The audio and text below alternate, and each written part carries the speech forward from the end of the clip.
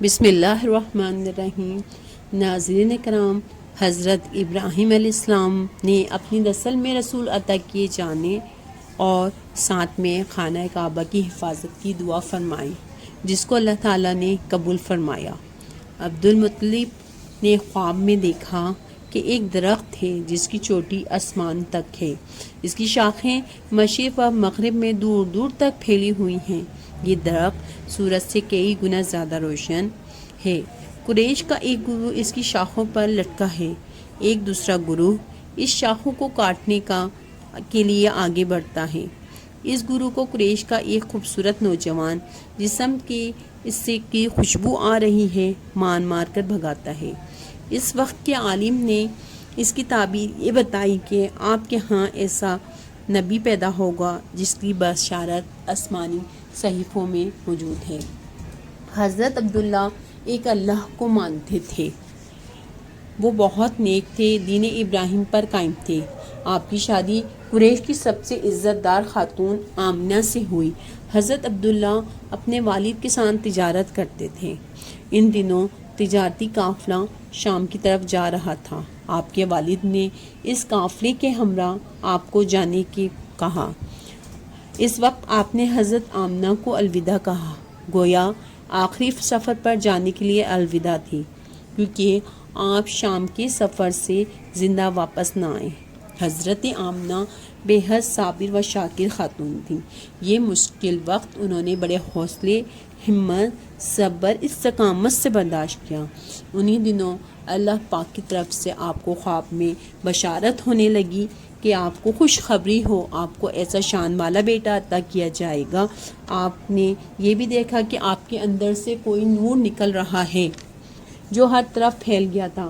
فرشتوں نے آپ کو بیٹے کے نام کی بھی بشارت دی، جو کہ محمد صلی اللہ علیہ وآلہ وسلم تھا، اور حاسدوں اور شر سے بچنے کی دعا بھی سکھائی۔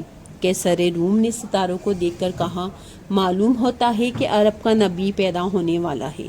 ورقہ بن نوفل ان کا انجیل کا مطالعہ تھا۔ انہیں یقین ہو گیا کہ آل قریش میں نبی پیدا ہونے کا وقت آ گیا ہے، وہ عظیم نبی جس کے لیے سارا عرب منتظر تھا۔ 12 ربیع الاول کو حضرت آمنہ کے لال کی گود میں وہ چاند آ گیا جس کی بشارتیں انہیں مل رہی تھیں۔ آپ کی ولادت مکے کے محلے سوق اللیل میں ہوئی۔ آپ کی پیدائش کے وقت حضرت عبد المطلب خانہ کعبہ میں دعا کر رہے تھے۔ ام ایمن نے آ کر پوتی کی خوشخبری سنائی، آپ کو گود میں لیے خانہ کعبہ آ کر اور اللہ کا شکر ادا کیا۔ اس زمانے میں رواج تھا کہ اپنے نوزائیدہ بچوں کو صحراؤں میں آباد قبیلوں میں بھیج دیتے تھے، تاکہ وہاں کھلی ہوا میں بچے کی صحت اچھی رہے، اچھی عربی زبان سیکھ جائے اور صحرائی قبائل سے جفاکشی اور بہادری بھی سیکھے۔ آمنہ کا لال تو یتیم تھا، اس کو پالنے سے کیا ملتا؟ جب عورتوں کو پتہ لگتا کہ اس گھر میں بچہ ہے لیکن یتیم ہے تو چھوڑ دیتی۔ امیر گھرانے کے بچے انہیں مل جاتے، وہ امیر گھرانے کا بچہ لے جاتی۔ ایک خاتون حلیمہ تھیں جن کو امیر گھرانے کا بچہ نہ ملا، تو بجائے خالی ہاتھ لوٹنے کے انہوں نے یتیم بچے کو ہی لے جانا بہتر سمجھا۔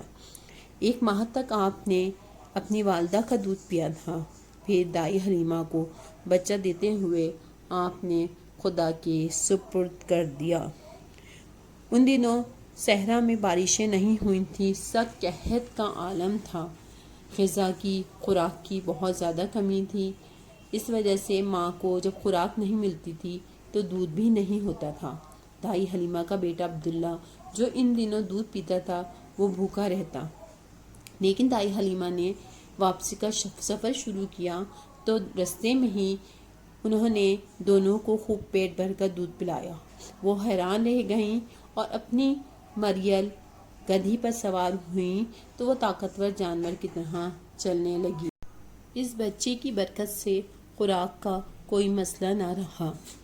2 سال کا عرصہ گزرنے کے بعد آپ کی والدہ کے حوالے کرنے آئیں تو بالکل دل نہیں چاہ رہا تھا کہ آپ کو خود سے جدا کریں۔